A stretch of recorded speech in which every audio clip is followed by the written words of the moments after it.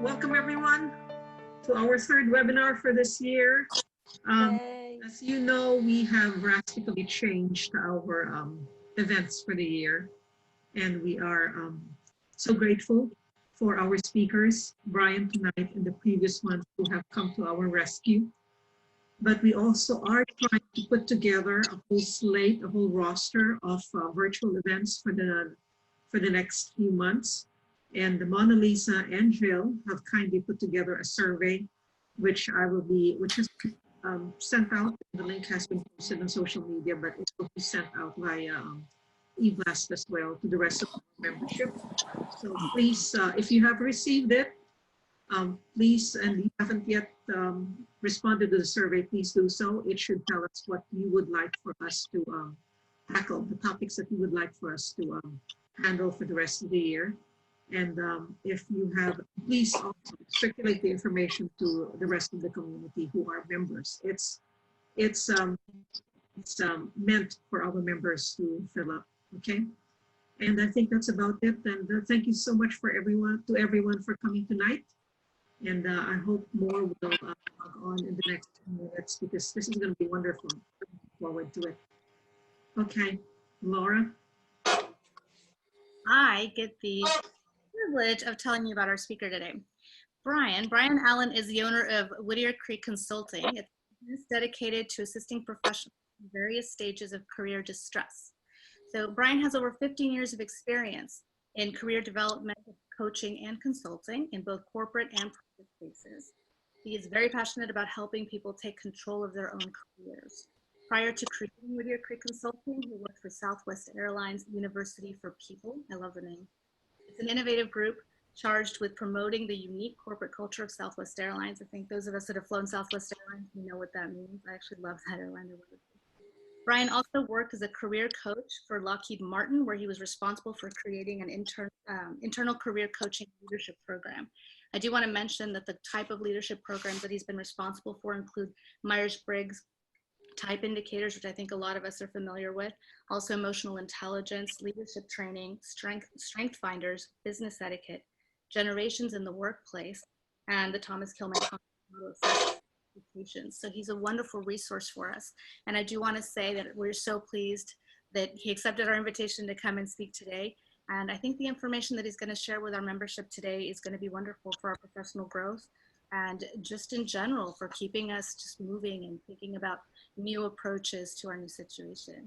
So on that note, thank you so much for being with us, Brian.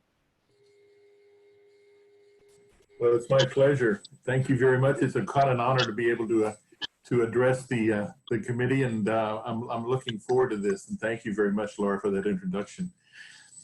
Well, everybody, the topic is new rules for managing your career. And as Laura mentioned, I've been involved in career coaching for over 15 years. Most recently, the focus of my work has been with helping people who have recently been laid off or eliminated of some sort, and helping them kind of get back on their feet and find another position. But that's really not where my passion really lies. My passion really lies in helping people to be independent, to be in control of their careers, to be not someone who's necessarily devastated if their job goes away, because they have already been prepared, they've thought it through, they've been proactive about their career. And there's not that many people who are that way. And that I see it as somewhat my duty to the world to help people to get prepared for bad news in their career. That's going to happen. It's going to happen perhaps multiple times. But over the years, I've seen so many people fall victim because they haven't been prepared. They were caught blindsided, and then that leads them into a situation where they have to perhaps make a decision that does not work out for them in the long run. And that can lead to career or job satisfaction or dissatisfaction, I should say. Job transition, sooner than it should be. There's just not a lot of good outcomes if you're desperate and you have to get a job just to get an income coming in again. So what I'd like to do today is to talk about how I think people can become more in charge of their careers. and a career is a different point of view. So before I get too far into my explanation, let me see if I can share my screen, because I do have a PowerPoint presentation I would like to share with you. And somebody let me know if they can see my presentation here. You see it? Okay, good. Let me see if I can get to full screen. There we go. Okay, so the program is called New Rules. And this is a result of me having worked with hundreds, literally hundreds of people in the career transition situation, most of whom were unprepared and challenged, and could have been in a much stronger position had they been following some of the rules that I'm going to be putting forward here. But let's focus on the idea about new rules. So what were the old rules? Think back to when you were a young person and you were influenced by perhaps a parent or a grandparent or a mentor, a teacher, a coach, someone who was kind of telling you what you needed to do to succeed in the world. There are probably thousands of bits of advice that people had had. I'm just kind of, I threw together some ideas though about what some of the old rules about how to succeed in a career we might have heard, you know, from our parents or many years ago. So see if some of these sound familiar to you. Get a good education. Now, frankly, there's nothing wrong with that. That's still, you know, very good advice. But a high-paying job with a big company, okay, now that's okay for some people, but for many people that could be a mistake. Keep your head down and your nose clean. In other words, don't ruffle the feathers. You know, don't be noticed. Try to fly under the radar.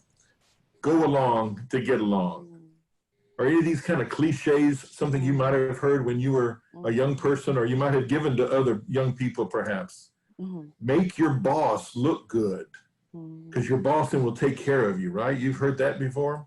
Climb the ladder and then enjoy your life when you retire. Now that's one of those that I know today that the generations that are in the workplace today have totally rejected that as wise advice. They're not going to be waiting until they retire. They're enjoying life right now. Thank you very much. And you really can't blame them. But, you know, things have changed. Those old rules don't really apply any longer because, unfortunately, the world changes. The relationship between businesses and employees have changed. What used to be a commitment for maybe lifetime employment, that's no longer. It's very rare. And any company that claims to do that is probably going to be, you know, maybe find that very difficult to do, if not impossible. So there needs to be some new, and I think the people that I have worked with who found themselves in jeopardy of making a bad decision or are desperate for something and having to make, you know, a decision that may not work out for them. I think part of the reason was that they had the wrong focus. And what I meant by that is that they were focusing on the wrong word. They were focusing on this word. And the word job is different from what I'm going to be suggesting that people do. I'm going to suggest that if we're going to be smart, we need to focus on this word, the word career. But many people don't understand that there's a difference between those words. And I pulled up a definition out of the dictionary. A job is essentially a paid position of regular employment. I mean, you're employed to do something and you're paid for it. That's a job. What is the difference of a career, though? A career is that an occupation, it's over a substantial amount of time and has, and the definition goes on, it has opportunity for advancement and growth. Well, that's what a career is, different from a job. And so I found a lot of people that I've worked with over my career or over my time as a career coach have been more focused on the job. But that's where a job is important. I'm not going to say that it's not, but I think the focus, if you're just focused on the job, you're missing out and you're perhaps putting yourself in jeopardy for some future danger. Because jobs, when you're competing for jobs, you're in competition with other people who may have better skills, maybe more technical skills, perhaps better people skills, perhaps better political skills. But when you are focusing on a career, you really should have a sense of ownership. It's you are the captain of your ship. You are making decisions. You're making things happen for yourself. When you're thinking of jobs, you have to be reactive because a job comes up and you can apply for it. you throw in your resume, you throw in your hat. But for a career, you are proactive. You don't have to wait for openings. You don't have to wait for jobs to appear. You can perhaps create things for yourself. And it's not easy, and it's not something that happens a lot, but it can happen. And I'm an example of that. When I was at Southwest Airlines, I was a trainer. I was a leadership trainer, but I reinvented myself as an internal career coach there just because I got involved with Myers-Briggs, and I saw some uses for that tool and other tools and helping people navigate their careers in a new way.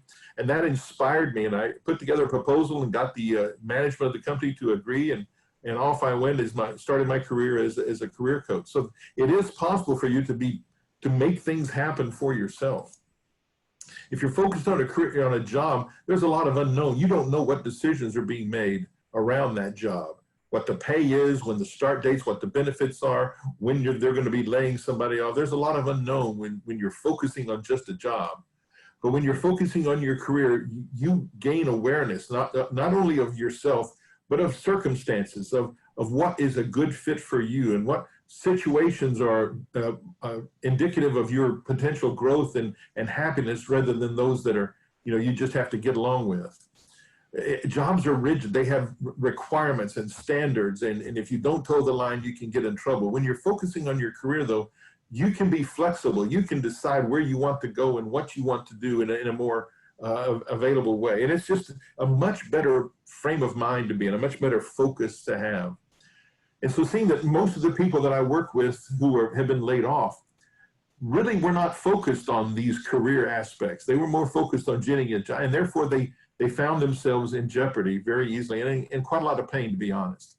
And that hurts me because I'm a feeling kind of a person, and I just don't like it when people are hurting. So I want to help people to be more in control, and I've come up with, frankly, a lot of rules, but today I'm just going to focus on 5 rules that I think is important in today's world for managing your career. And I got to say, in today's world, well, where we are today with the coronavirus and the pandemic and everything that's going on in this year, it's certainly a very unique and difficult time for everyone, and certainly for job seekers. I'm really not giving this advice to people who are impacted necessarily by coronavirus. My advice is more of a broad picture for people in general. If you really want to be, happy in your career and really want to have a career that you can look back on with satisfaction, not that it's going to be, shield you from any kind of distress or pain, but it's a much better chance of long-term success if you focus on your career. So here are 5 rules, and I'm going to mention them in the order that I think they're important, and then we're going to go over each of them in a little bit more detail, but I'm going to do it kind of in a reverse order. So know yourself, pay attention, network, be proactive, and market yourself. These are rules that I think everyone needs to follow in order to be really successful and happy in their career. So let's look at these a little closer. What do I mean when I say market yourself? Well, I tell everybody that when you are unemployed, your new job is to be a salesperson. But the sales is going to be you. You're selling yourself. You're the product, but you're also the salesperson, which is a very unique situation. A lot of people can't handle that very well because they don't want to or don't like to be a salesperson, but really you have to be when you're selling yourself, when you're marketing yourself, I should say, for a job. You market yourself on paper, and that's, of course, what we call a resume. It's an important tool, but it's not the only tool, and it's not really the tool that gets you hired. The only purpose of a resume is to get you noticed and to create interest in making someone want to learn more about you by inviting you in for an interview.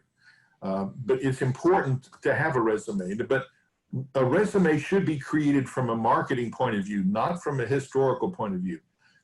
Many years ago, a resume would work fine if the person who wrote it was just listing everything they did, all their duties and tasks and responsibilities. And you may have done this, and maybe you were taught to do this, but years ago, a resume was considered complete if you just copied what was on your job description and plugged it into your resume. That doesn't work anymore. You have to market yourself. So you need to focus in your resume more upon what you have accomplished in your work, not just what you were expected to do, but what were your accomplishments? How did you make a difference? How did you bring value to your employer? Those are the sorts of things your next employer is going to be most interested in hearing about. And your resume really has to be tailored or customized to really appeal to the person who's reading it. And they may have a different set of needs from the next person who's going to be reading it. So the old one resume that you would make and send to everybody might not be the smart technique anymore. You need to customize your resume to really fit the job you're applying for. And if you're applying for 5 jobs, you may need to customize your resume slightly 5 different ways in order to make it most attractive to each employer. But you're not just marketing yourself on paper any longer. You're marketing yourself online. And if you've not gotten involved with LinkedIn, you're really missing out. LinkedIn is the 600-pound gorilla in the job search marketplace today. It's where employers go to find information about candidates, but it's also where employers and recruiters go to find candidates who meet their needs. Even if that candidate is happily employed and not looking for work, that is not going to keep a good recruiter or a good headhunter from reaching out to quality people if they have a client who's looking for a certain set of skills. And LinkedIn is a place where people can be found. So it's very important to market yourself on LinkedIn. Not only LinkedIn, but recruiters and employers are going to look at Facebook and Twitter, and they're going to look at Instagram and Snapchat and all the other social media sites to get a complete picture of a candidate. Now, they won't do this for every person, but when they are really serious about hiring a candidate, don't be surprised if they go into their social media and to see what that candidate, what his or her life is like on social media. So it may be a smart thing for someone who's on the job search to eliminate some party photos or beer bong challenges that they photograph that they put all over Facebook. That may not be a good thing for your next employer to see. And video, it's not a reality just yet, but it could be before too long. People will need to have video resumes where they record a resume or a bit of a presentation about themselves on a video clip where they could send that to people to get a sense. Some people have done that over the years. Some people have done it very well, and some other people have done it very poorly. Right now, it's not commonplace. However, in certain industries, if you are in the modeling world, of course, you need to have a video clip. It's not more than just a headshot these days. If you're in audio, or if you're in television and radio, that sort of thing, where you have to make a presentation to people, you have to have some sort of a video. But it could be that video is going to be a new way of marketing yourself. But video is a tool that's used very commonly these days for interviewing. And what we're doing right now on Zoom is employers are utilizing this technology and other kinds of technologies to not have to see people face to face necessarily to interview them, but to see them on the camera. So your comfort level in front of the camera, your awareness of how you sound and how you look is critical for a job employer, because you're going to have a video interview one of these days if you have not already had one. So that's being about marketing. Now, being proactive. I mentioned earlier that proactive means you don't wait for something to happen. It means you make things happen for yourself. This is the sort of thing that many hard-charging people, many motivated, dedicated people are doing this sort of naturally. But unfortunately, I see a lot of people who wait for things to happen. They just wait for the right job to come along, or they wait for someone to rescue them. And maybe it's psychological, maybe it's the victim mentality. And I see a lot when somebody gets laid off, they can easily slip into a victim, woe is me kind of mentality. And boy, that's one of the most important things that I as a coach have to do to break them out of that, because that can be deadly.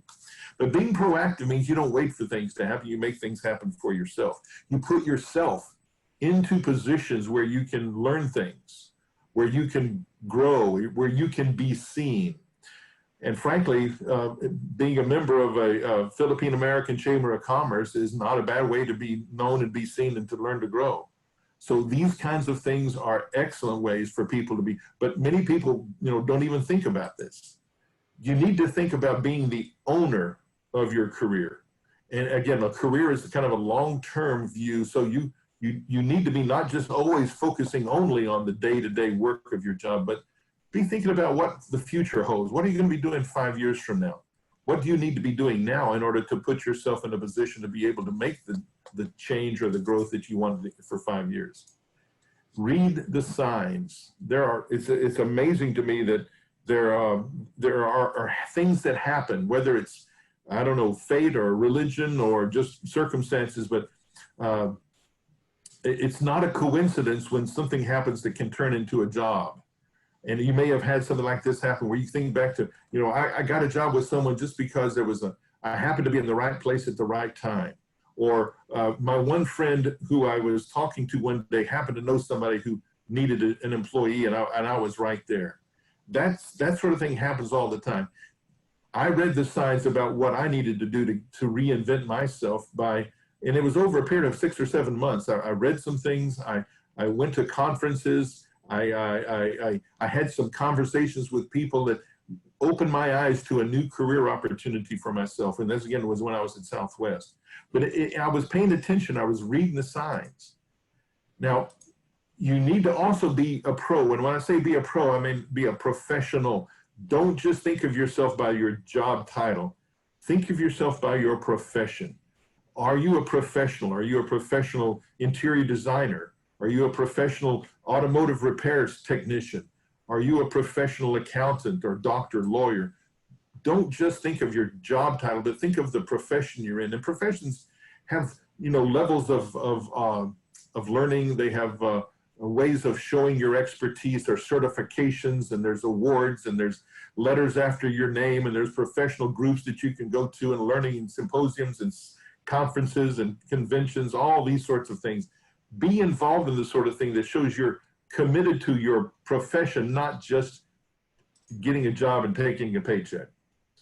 So that's kind of being proactive. Now, networking. Networking is critical. We're currently involved in a networking opportunity, are we not, right today? So, but networking is the sort of thing that it may be the most significant skill for a long-term career satisfaction and happiness is being a good networker. But it's more than just being on social media. A lot of people think, oh, I'll get a good LinkedIn profile and it'll take care of everything. Well, that's like saying I'll have a good resume and it'll get me hired. That's the wrong kind of thinking. Networking is who you know, but it's also who knows you. Informational interviews are wonderful tools. I don't know if you're familiar with the phrase, but an informational interview is when you have questions about a company, or you have questions about a particular job, or you have questions about a particular person's story about what they've done, and you get yourself to a position where you are invited, or you ask someone if they'd be willing to tell you their story or to give you some advice. For example, if I was interested in becoming a career consultant, I looked up people in the community who already were career consultants, and I reached out to them and saying, hey, I'm thinking about maybe changing my career. I want to, and you've been successful in this field. Can I buy you a cup of coffee, or could I buy you lunch? I'd like to pick your brain about what you went through, what you know about the industry, the job, and maybe you could give me some advice in order to help me, you know, make my transition more effective. Informational interviews are wonderful things because you are in control of those things. You're not being judged or evaluated for a job, but quite often at the end of an informational interview, job opportunities appear. So informational interviews are wonderful things, and these are ways for you to grow and expand your network. But a lot of people misunderstand. Networking is not just a numbers game. It's not just about how many people you know or how many people can do for you. And that's what I mean by a two-way street. Networking is also what you can do for others.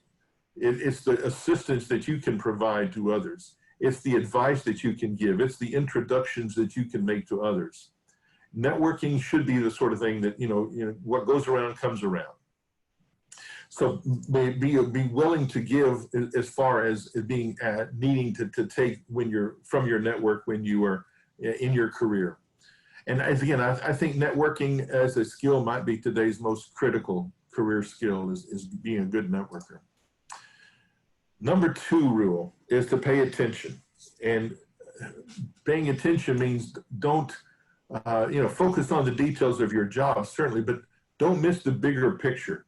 I don't want to take the time to tell a story there, but one of the main reasons that I became a career coach, well, actually left Southwest to become an independent career coach, is that I saw a lot of people at Southwest who were in a lot of pain when their reservation office was closed, one of 3 reservations offices that were closed at one point.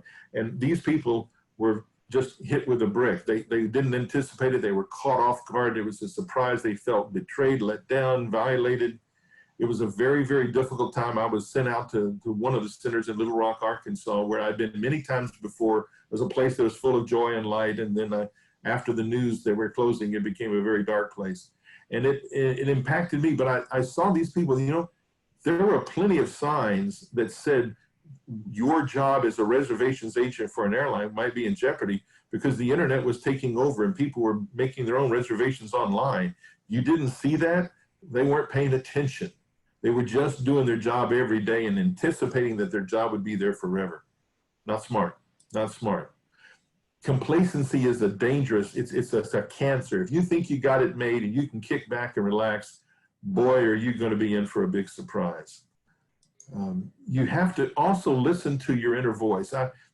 Sometimes we're blind to what we are telling to ourselves, and we have to be careful about our inner voice. Sometimes it's our worst enemy, but sometimes we just know that things are not right, or sometimes we know that people that we encounter might be a good resource, or we want to really get to know this person. But there are inner voice tells us things. There are coincidences that happen. Happenstance is actually, believe it or not, it's a career theory, it's the theory of happenstance, that things happen for a reason, but they're not planned. And repetition, one of the main things that got me into career coaching is that I kept hearing the word career over and over and over in conversations, in readings that I was doing, in conferences that I was going to, and people made comments about, I wish somebody could help with my career. I kept hearing the word career over and over. And that repetition, became something I paid attention to and to help to fuel my transition into career coaching. So, but you got to be paying attention to these things. And so many people, they just have their head down and they don't want to be paying attention about what's going on. Something else we have to pay attention to are trends. Trends are changes over a period of time. And right now there's trends for more and more working from home, and the coronavirus and what we're doing right now is only accelerating that. That has some impact on people's careers for the future. Well, if you're not paying attention and you miss that, you might miss an opportunity. Some trends are going to be things that indicate dangers that you want to avoid, but many trends are going to be things you can identify that are going to turn out to be opportunities that you can grasp and take advantage of. So you have to be paying attention. But I think the most important new rule is that you need to really know yourself. You need to be the world's expert on you.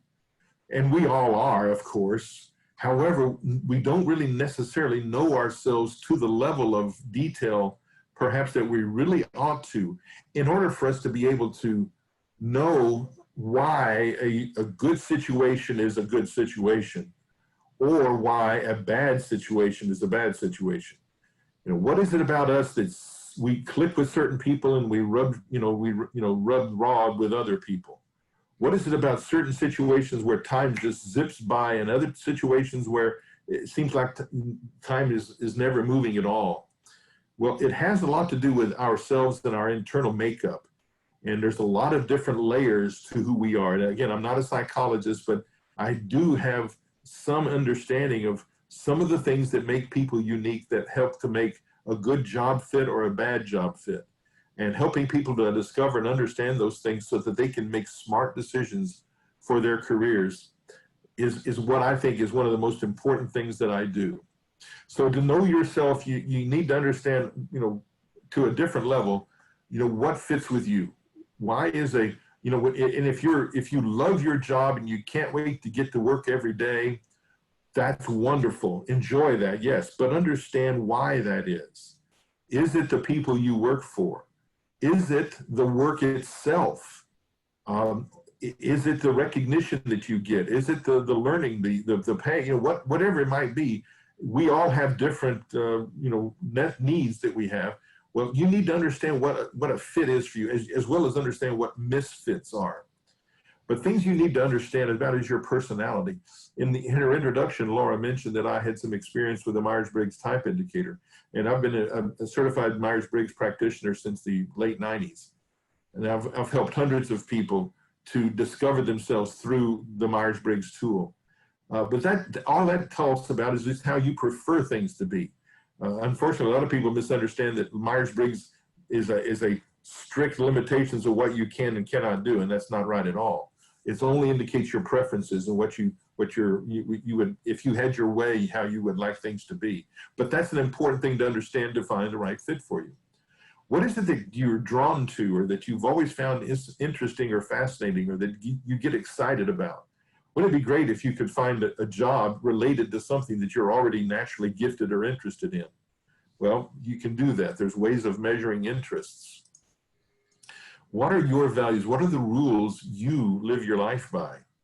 And frankly, this is where very often challenges with bosses or coworkers, or maybe even with companies themselves, this is the root of maybe some dissatisfaction, because you have different values from the person that you report to, or different values from the people you work with, or maybe different values from the company that I spent many years, and I won't name it, but I spent many years at a company where I felt like a fish out of water. And I didn't want to have the coffee mugs or the t-shirts or the bumper stickers. I left that place to go to work for Southwest Airlines, and overnight it all changed. And it was because the values that I had were quite different from the previous employer's values, but very, very similar to Southwest Airlines in values. And so I became a cheerleader for Southwest, and frankly, I still am, even though I haven't worked there since 2005. But it has to do with my internal values. Now, you won't always get a perfect fit, but with some of the more important things, if they're at crossroads with your employer or your boss or your teammates, that can make for a difficult career situation. So you need to know what's important to you in order to find the organization that's going to share that. And finally, what are you good at? What are your strengths? What are your natural gifts? The Gallup organization has made a lot of money recently helping people discover that through a book called Strength Finders. Actually, Strength Finders 2.0. It's a great book. I do recommend it if you've never tried that. It's but you have to buy a brand new book. Don't buy a used book, because there's a little card in the back that has a code that lets you go online and take the assessment that identifies your strengths. And if you buy a used book that somebody else has already used that code, you won't be able to use it. But it's a great way. But strengths and values and interests and personality, those are four major things about us that I think a person really needs to know about him or herself in order to be in a position to make smart decisions about their careers. And it goes a lot towards being the owner of your career, knowing yourself well enough to be able to say yes to the right opportunities and no to the wrong opportunities. That's the sort of thing I love to help people to discover about themselves and to equip them to be the owners of their careers. So those are the new rules for managing your career, and I thank you for the time. I think we'll have time for Q&A, am I right? Well, let me tell you what, let me unshare my screen now. There we go. Okay, who's in charge now? I'm gonna take a drink and relax for a moment.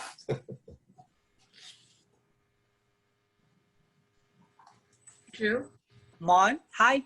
Thank you so much, Brian, for the wonderful lecture and seminar. We've learned so much. My name is Jill, and I'm part of the education team, and we thank you for sharing those wonderful information. So we want to start with the question and answers. We'd like to encourage our participants and our viewers to send in their questions in the chat room down there, and then we can start reading them.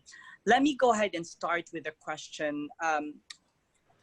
for people who wants to transition from job to career, would you recommend hiring a job coach or job specialist? And what financial costs would that take? And what quality should I look for a job specialist? Well, that's a bit of a loaded question, isn't it? Because that is my profession. Many people will have, if you've gone to a college or a university, colleges and universities have career centers. And if you're an alumni or if you're a current student at a university or a college, you can take advantage of the career centers at the colleges or universities. You don't have to pay for a professional. However, if you want to work with a professional, you can find them. They are out there. There's associations of professional. There are associations of professional resume writers also, who specialize in putting the right words together on your resume to get your attention. It's very hard to say what that would cost. You can spend thousands of dollars, frankly, if you want to. I charge $50 an hour for the work that I do with my clients, and that depends upon how much time we take and how much work a person needs to do. It could be a good investment if you've tried other things and you're completely lost and you seem to be moving backwards and you're getting frantic about that. A good coach perhaps can help you to get yourself centered and move in the right direction. So anyway, I hope that answers the question, but it's hard to say that yes, you should or no, you shouldn't. Thank you. We've got a question from one of our viewers that says, it's from Emily. The question is, how do you present yourself for a Zoom job interview? Yeah, that's really a good one and an important one these days, because there's a lot of that happening, as you might imagine. There's some things to consider. You do need to approach a Zoom interview like you would a real interview. And I would mean even all the way to dressing up, to present yourself and make your hair and your makeup and your shave and everything as good as you would if you were going to present yourself in person. But you're presenting yourself from your office or your bedroom or your dining room table. You need to be comfortable with the camera. You need to look at that camera. You need to have good lighting on yourself. And, some people have these little round lights that are for the camera. Other people, I'm just sitting in front of a window that is providing natural light onto me.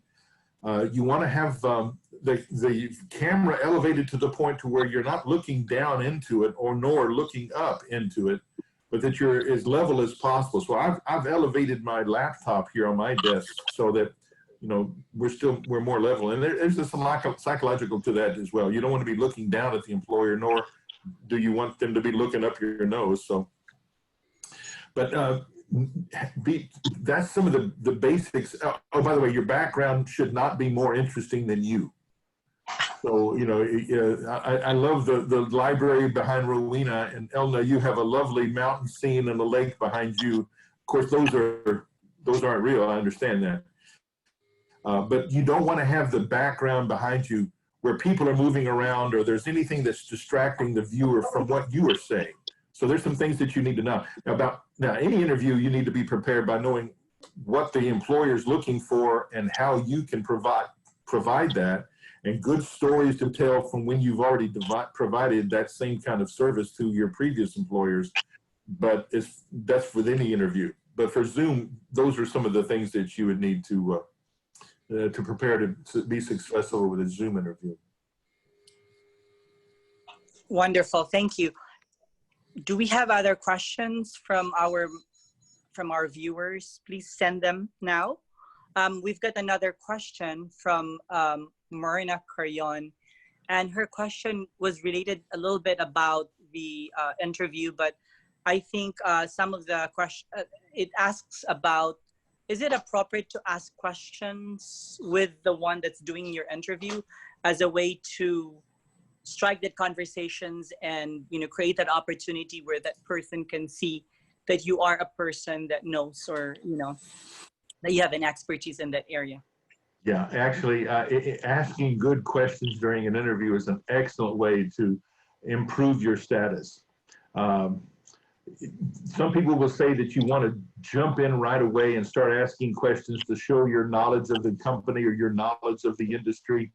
I kind of think that you need to be careful and make sure you're not going to be stealing the control away from a control freak interviewer who might be offended by you jumping in too soon.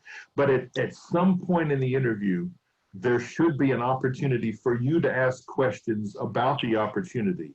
And if it's an experienced interviewer, a good HR person or recruiter who knows his or her stuff, they will provide that for you. They may, open it up to interview for your questions right away. They may wait until they've asked their questions and then they say, do you have any questions for us? But yeah, there should be a time when you ask questions. And the kind of questions you ask are important. If I'm going on an interview and my first chance to be seen and to be heard, I want to make an impression about, I really want to work for this company. I really want to do the job. I don't want to make an impression that I want the job to do for me. So if I go on in an early interview, the first interview for a job, I don't want to ask questions about the salary. I don't want to ask questions about where would I be working. I don't want to ask questions about, when's my vacation? Can I bring my dog to work? I don't want to ask self-serving questions. I want to ask questions that prove that I'm a serious candidate for that job, for that company, that I've done my homework. I've gone onto their website. I may have gone beyond their website and done some investigation into their industry, into their company, to their situation, their challenges, their competitors, their new products. I want to ask something about the job, about the company, about doing the work to show that I really want to be a good employee. If I jump forward with me kinds of questions too soon, I can send the wrong message. But yes, very important to have good questions throughout the best interview is really where it's not an interview, it's a dialogue, a back and forth, information sharing from both sides. Thank you, Brian. Mona, we have a question from you.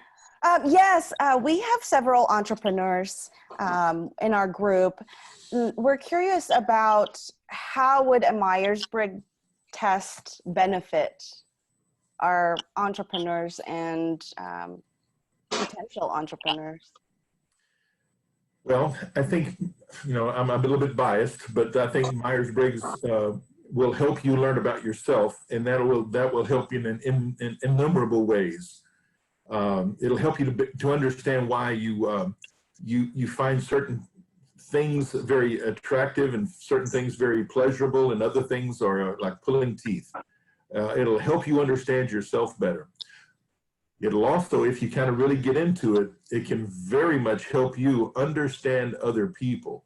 Now, Myers-Briggs is not voodoo, it's not magic, but it can really help you to understand some clues that your person you're trying to convince, your landlord, perhaps if you're in negotiation for rent, you may be able to see some clues in your landlord that will help you understand them a little bit better so that you can adjust your reaction to them to better align with what their preferences are. So it'll be easier to convince them your point of view. For those who've taken... There's a whole... Yeah. For those who've taken that test in the past, how often should you retake the test? Like, do you retake it whenever you're in transition or in between jobs or changing? Yeah. Career? No, well, if you do it right, it won't change. The results really shouldn't change. Now, when I say if you do it right, what I mean by that is if you're sitting down to take the Myers-Briggs and you have a certain job in mind that you want, or a certain responsibility or a role that you play, if that's what's in your mind and you're answering based on what you think that role should be answered, but you're doing it wrong. Myers-Briggs really is to really understand you, not your role, not your persona, not what you'd like to be. It's to help you understand the reality of you. And that won't change that. Now, we do change, but some of our core personality preferences, our type is what's known by, those things really don't change. But if you don't do it right and you take it once and then you don't do it right a second time and get a different answer, that can lead to confusion, which unfortunately a lot of people have not had the opportunity to do it right in the first place. But if you do it right, when you look at the results, you should feel like someone's been peeking into the back of your brain. Yeah. You should say, oh my God, how did they know that about me? That is so, and the good and the bad and the ugly will be revealed as well. It's not always the wonderful things that you'll know. But if you do it right, where you can identify your type, and it may take some time to do that. I recall when I first got introduced to type, I type as an introverted person. Yeah. But all my colleagues, and by the way, I did type when I was at, Romina's doubting it, aren't you? When I started at Southwest Airlines, the group that I was a part of, that university of people that I was a part of, it was staffed with all kinds of extroverted people, and our staff meetings were just like this. I mean, everybody was talking all at once, and they were zooming around. Well, being the new guy, I was kind of, it's like watching a tennis match, going back and forth, and I kept my mouth shut. One person in that, in one team meeting gave me a wonderful compliment by saying, "Brian, I see the wheels turning. What are you thinking?" And that was a wonderful compliment to me, because as an introverted person, I think my thoughts through internally before I share them verbally. Well, that helped me to understand, I really am an introvert. Now, I'm a very social, outgoing introvert. Yeah. But introvert means where I get my energy, and I get my energy from inside my own head. So to go back to your question, though, I don't think you have to take it over every time you change something. But if you take it and do it right, and you really understand yourself, flaws and all, you won't have to take it over a number of times. Yeah, great points, Brian. Thank you. Thank you for the question. We've got one more question, and then we'll hand it over to Madam Chair. We have one from Edgar. So what are the best ways to market yourself if you've got a work experience that's, a decade old, but still something of value? How do you look at how do you manage that and make that be something that works for you during an interview? Well, I think there's what have you done for me lately kind of attitude that a lot of employers have is probably true. However, if you have experience, and by looking at a job description, you can sense that there's a need for a certain skill in this job, and I have that skill, and I can remember a time when I demonstrated that skill very effectively for a previous employer. Nurture that and create that story, and be able to share that story. If it's been for 10 years ago that it happened, that may not be as important as the fact that you actually did it. So be able to think back to your specific account, not just say, I can do that. Well, anybody could say, I can do that. But somebody says, I can do that. For example, about 5 years ago, I was in a similar situation where this was going wrong. Here's what I did, and here's what the outcome was. A good story that has the situation, the action, and the result can overcome decades of time. Yeah. So being able to tell good, specific stories that relate to what the employer is looking for is the way to. By the way, I tell people that when you're a job seeker, modesty is not an asset. You do not want to be modest. So don't resist talking about yourself. It's not bragging, because it's factual. It's related to what they're looking for. So it's no brag, but you need to be able to tell what you've done. And if you can do that effectively, and you can succeed in interviewing. I'm so glad that you brought up about modesty, because, we tend to be like, I want to be humble, because that's a great trait, but it's your time to shine at the interview. Not a good trait for a job seeker. Yes. Thank you. We're going to switch over and transition. Madam Chair. Do we have? Yeah, Madam Chair, can I have a permission of asking, maybe this is the last question?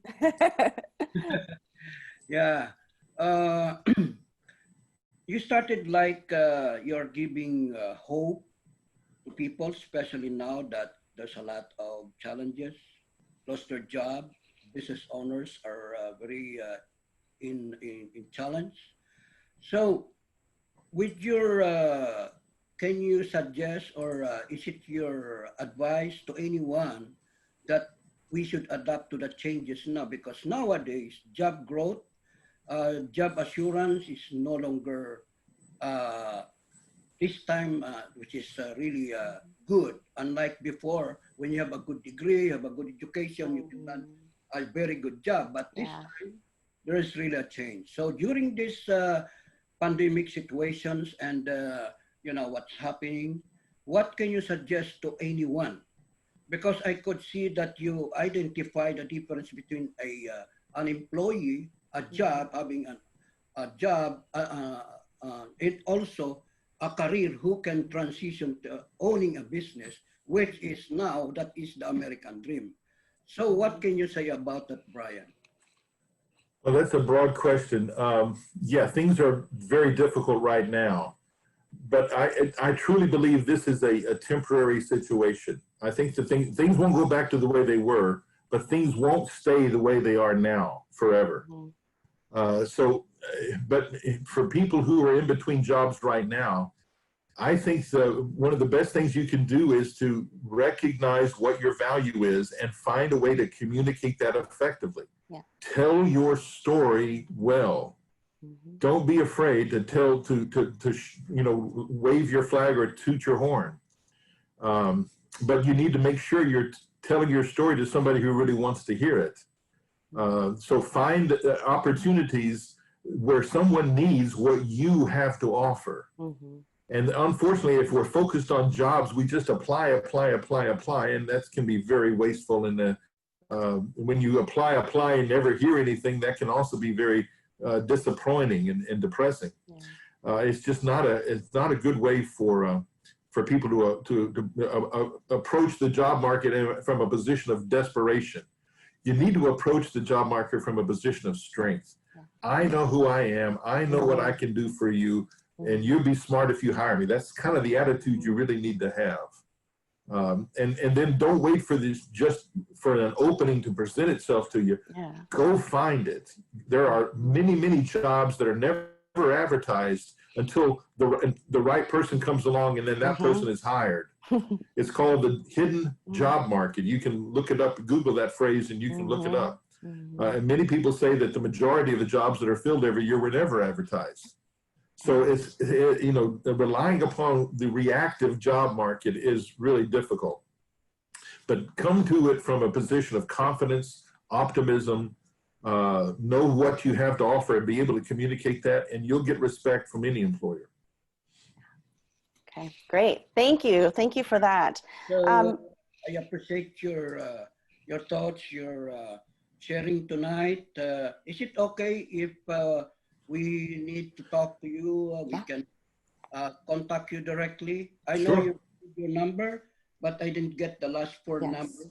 I have only 214-529, and then what is the last four numbers, please? 6056. Okay. We can share, we'll share it in the chat, Brian's contact information, so that everyone will have access to it. Okay. Okay. Thank you very much, Brian. Sure. Thank you. I'll go ahead and type that into chat right now for everybody, and then. Yeah. Thank you. Madam Chair? Well, I'm going to turn off my camera though, because I'm going to put my laptop in my lap here. Okay. Okay, Brian, but can you still hear me? Yes. Okay. I think one of the things we'd also like to do is to talk to you about Myers-Briggs and see if we can offer that as a benefit for our members. So that later, either that or whatever you would suggest. It might be helpful for us. Whatever I can do to help, you know that I'm available for that. I know, and we love you for it. Thank you. This has been great, and I know there are a lot of follow-up questions. We are recording, and we will be putting this on YouTube, just so you know. I know there are a lot of people who can't be here tonight. We have a whole region who they confirmed that they were going to attend, which is San Antonio. They've been very supportive of us. It turns out that they their happy hour is tonight. So they are asking for access to the recording. So I hope that we will put it on YouTube. So, we also have other regions that might benefit from this. So we will let them know that we're doing this one. Brian, be prepared for calls from the other regions too. Okay. The Philippine American Chamber of Commerce is a statewide organization. We have several regions, and Dallas-Fort Worth is only one region.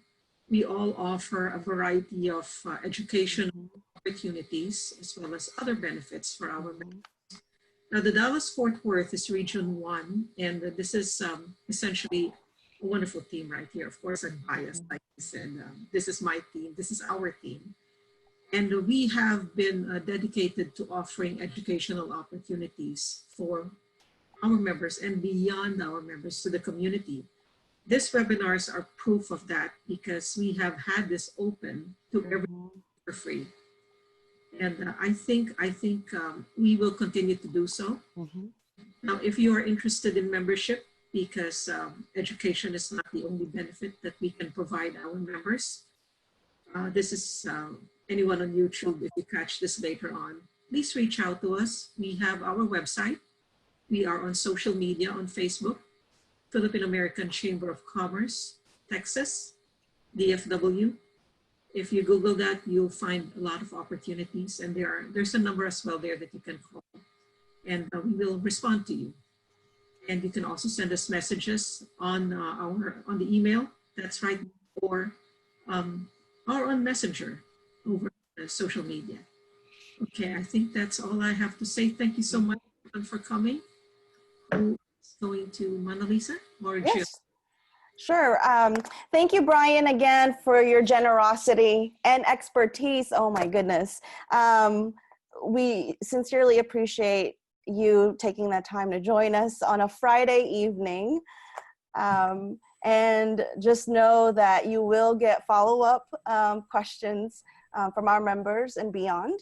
And we truly value your contributions tonight and beyond tonight. Thank you. It's been my pleasure. So I'm going to sign off and wish you all the best of luck then. All right. Thank you. Thank you. Thank you. Bye-bye. We do have a few announcements that we also still want to share with the rest of y'all that have joined us tonight. Just a reminder about the survey. If you've not taken that, please, please, please, we value your input. You are going to guide the rest of our programming for the year. So we want to hear and know about what you are interested in talking about and discussing and learning more about. Jill, I know that there's, additional, we need to unmute you. Unmute. Okay, hold on. Stand by.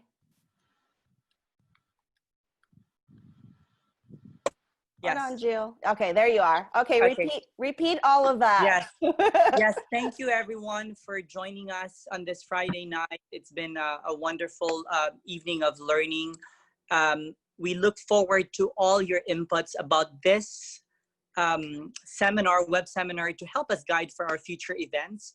We also look forward, like what Mona Lisa has plugged in, your information and your answers and your feedback, because they will guide us for the next five more seminars. So great job, everyone. I think we did a great job tonight. So thank you. That's all.